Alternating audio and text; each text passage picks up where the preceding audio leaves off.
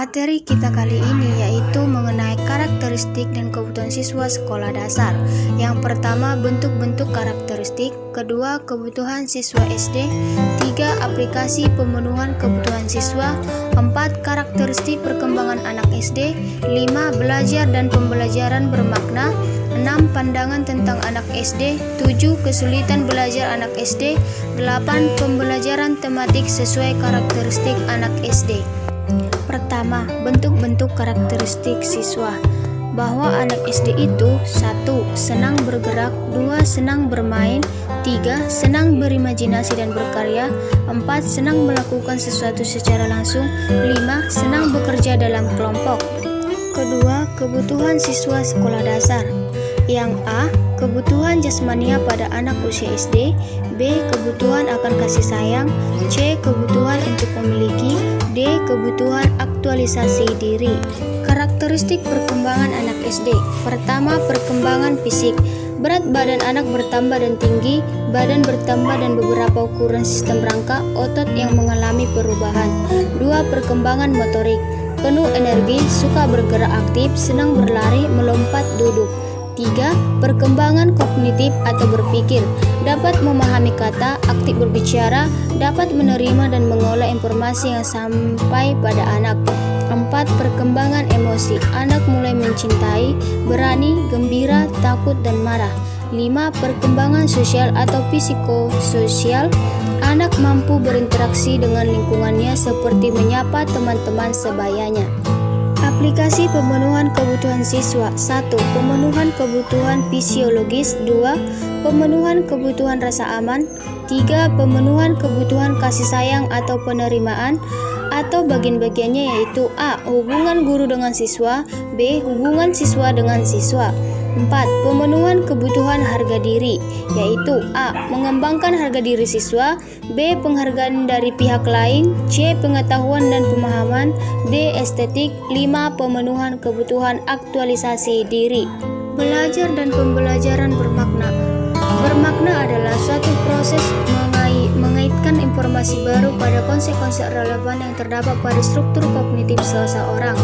Pembelajaran bermakna adalah proses pembelajaran di mana informasi baru dihubungkan dengan struktur pengertian yang sudah dimiliki seseorang yang sedang melalui pembelajaran.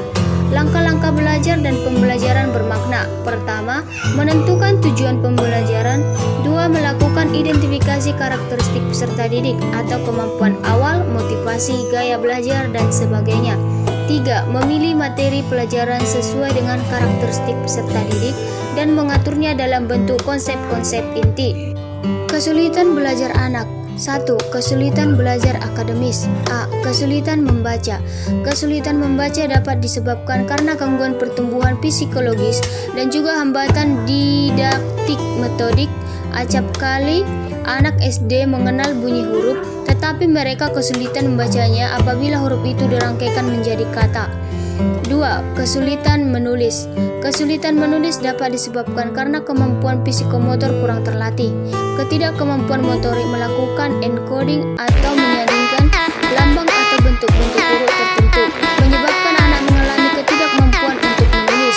C. Kesulitan berhitung. Kesulitan berhitung anak SD berkaitan dengan penerapan konsep-konsep kuantitatif.